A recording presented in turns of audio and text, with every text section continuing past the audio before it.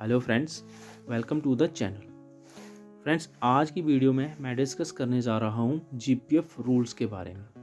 जितने भी employees GPF के सब्सक्राइबर हैं, उनको कभी ना कभी उनकी लाइफ में जीपीएफ एडवांस या विड्रॉल लेने की ज़रूरत पड़ी होगी, या हो सकता है उनको आगे ज़रूरत पड़े।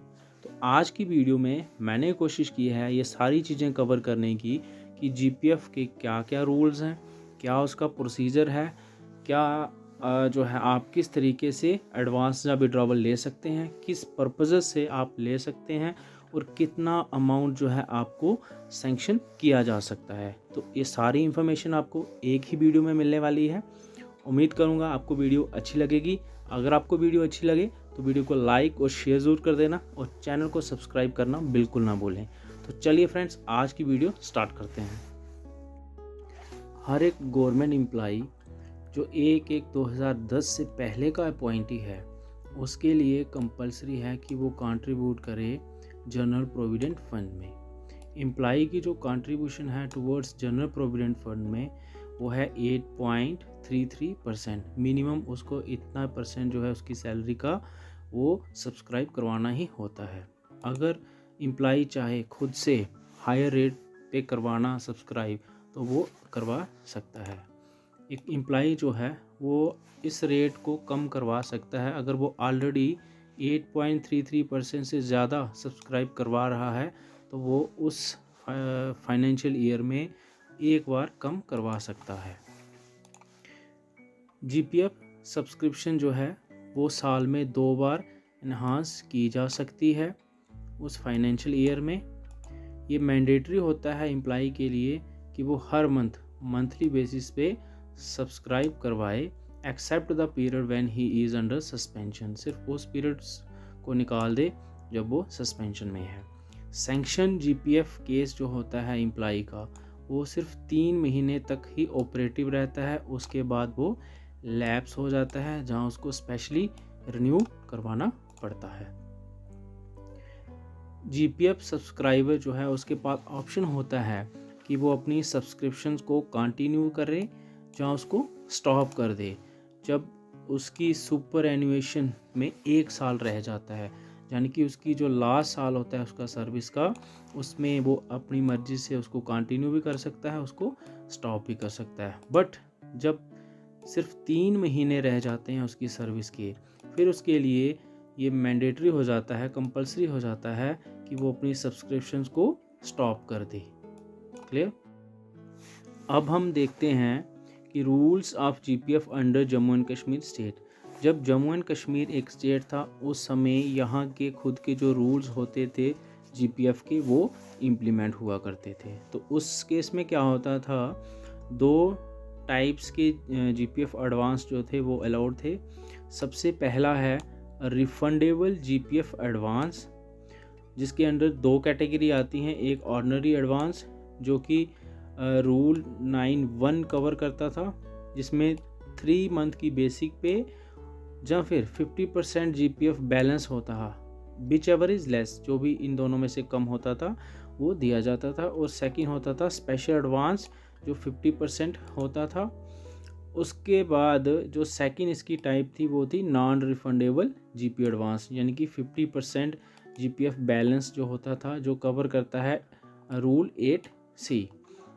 उसके बाद क्या हुआ, जैसे कि आपको पता है जब ड्यूटी बना तो यहाँ पे भी GPF rule under central services के वो इम्प्लीमेंट हो गए। ये हुए थे 31 अक्टूबर 2019 में, order number 7 of 2020 dated 8 of January 2020 को। तो 2 types of GPF under central schemes थे। सबसे पहला जीपीएफ एडवांस जो कि आता है रूल्स 12 के अंडर, जिसको प्रीवियसली हम कहते थे रिफंडेबल जीपीएफ। उसके बाद नेक्स्ट है जीपीएफ विड्रॉवल जो कि रूल्स 15 के अंडर आता है, और प्रीवियसली हम इसको बोलते थे non refundable GPF. Refundable GPF होता था जो कि जब हम एडवांस लेते थे जीपीएफ एडवांस और उसको हम रिफंड करते थे, वापस रीपे करते थे जीपीएफ अकाउंट में, उसको बोला जाता है जीपीएफ एडवांस। और जीपीएफ विड्रॉवल बोला जाता है नॉन रिफंडेबल जीपीएफ को, जिस केस में एम्प्लॉय जो है जब ये विड्रॉवल लेता है उसके बाद उसको फिर से रीपे नहीं करना होता है, रिफंड नहीं करना होता है जीपीएफ अकाउंट में। अब हम देख लेते हैं जीपीएफ एडवांस के केस में जो रूल 12 जो है कवर करता है। सबसे पहले हम देखते हैं पर्पसेस, किन पर्पसेस से ये हमें मिलता है जीपीएफ एडवांस, जिसको रिफंडेबल जीपीएफ भी बोला जाता है। Illness of self, family members और डिपेंडेंट्स, अगर आप बीमार हैं, खुद फैमिली मेंबर में से कोई बीमार है या कोई डिपेंडेंट्स है। Education of the family members और डिपेंडेंट्स ऑफ द सब्सक्राइबर, ये एजुकेशन प्राइमरी हो सकती है, सेकेंडरी हो सकती है, हायर एजुकेशन हो सकती है, किसी भी इंस्टीट्यूट से हो सकती है, किसी भी स्ट्रीम्स में हो सकती है।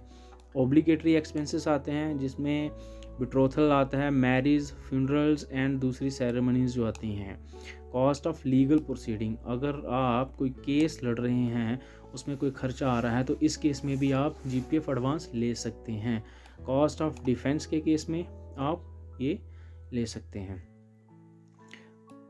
परचेज ऑफ कंज्यूमर ड्यूरेबल्स, ये होते हैं जैसे आपके घर की कोई चीज़ें आ गई, टीवी आ गया, इलेक्ट्रॉनिक चीज़ें आ गई, अगर आप वो ख़रीदना चाहते हैं इस केस में भी आप जीपीएफ जो है एडवांस ले सकते हैं refundable. Pilgrimage and visiting places, अगर आप कोई ट्रैवल पे हैं, टूरिज़्म रिलेटेड एक्टिविटी कर रहे हैं, उस केस में भी आप ले सकते हैं।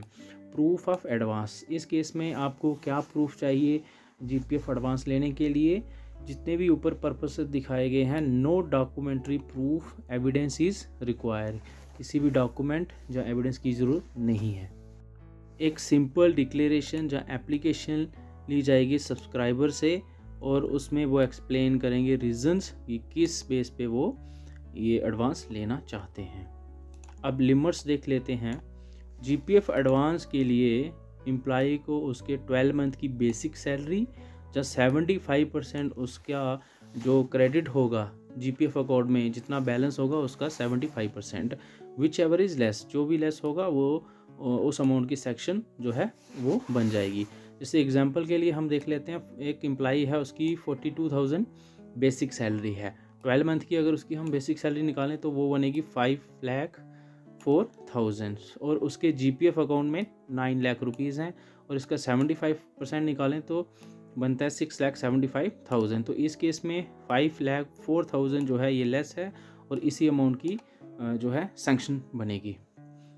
पेमेंट ऑफ एडवांस, अब जो एडवांस में हमने लिया है रिफंडेबल जीपी लिया होगा तो उसकी रीपेमेंट हमें कैसे करनी है? तो उसकी रीपेमेंट के लिए जो है 60 इंस्टॉलमेंट में उसको पूरा करना है, यानी कि 5 साल में उसको ये अमाउंट जो है वापस जीपीएफ अकाउंट में डालना होगा, रिकवरेबल होता है ये। अब नेक्स्ट दूसरी टाइप इसकी देख लेते हैं, विड्रॉवल फ्रॉम जीपीएफ, जो रूल 15 कवर करता है। इसमें क्या होता है, विड्रॉवल मैंने आपको पहले ही बताया कि जिसको नॉन रिफंडेबल जीपी बोला जाता है, कि जब एम्प्लॉय इसको एक बार विड्रॉल कर लेता है तो उसको फिर से वापस सबमिट करवाने की या रिफ़ंड करवाने की ज़रूरत नहीं होती है। इस केस में भी एम्प्लॉयज़ को उसके 12 मंथ की बेसिक पे या 75% उसका जीपीएफ का जो अमाउंट है वो विच एवर इज़ लेस जो होगा वो दिया जाएगा। अगर इलनेस के लिए वो ले रहा है तो उस केस में विड्रॉवल जो है वो 90% अलाउड है। सब्सक्राइबर जो है वो विड्रॉवल ले सकता है जब उसकी सर्विस जो है मिनिमम 10 ईयर्स की हो। अब पर्पस जो है, किस पर्पस से वो विड्रॉवल ले सकता है 75%, वो पर्पस सेम है जो कि एडवांस के टाइम वो अवेल करेगा।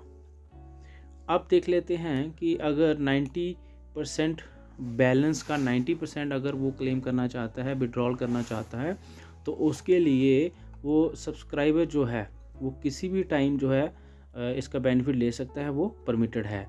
उसके लिए पर्पस क्या क्या है वो हम देख लेते हैं। हाउसिंग इंक्लूडिंग बिल्डिंग और acquiring a suitable house, housing के लिए जब जिसमें बिल्डिंग आता है या कोई सूटेबल हाउस अपने लिए वो ढूंढ रहा है, उस केस में उसको विड्रॉवल मिल सकता है non refundable. Repayment of outstanding house loan, अगर उसने हाउस लोन लिया है और उसकी जो है आउटस्टैंडिंग, उसका बकाया राशि जो है उसका भुगतान उसने नहीं किया है, तो उस केस में भी वो नॉन रिफंडेबल जीपी जो है वो सैंक्शन करवा सकता है। Purchase of house site for building a house, यानी कि वो लैंड परचेज करने के लिए जिसके ऊपर वो घर बनाएगा, उस केस में ले सकता है। कंस्ट्रक्टिंग ए हाउस, एक घर बनाने के केस में भी वो ये सैंक्शन करवा सकता है।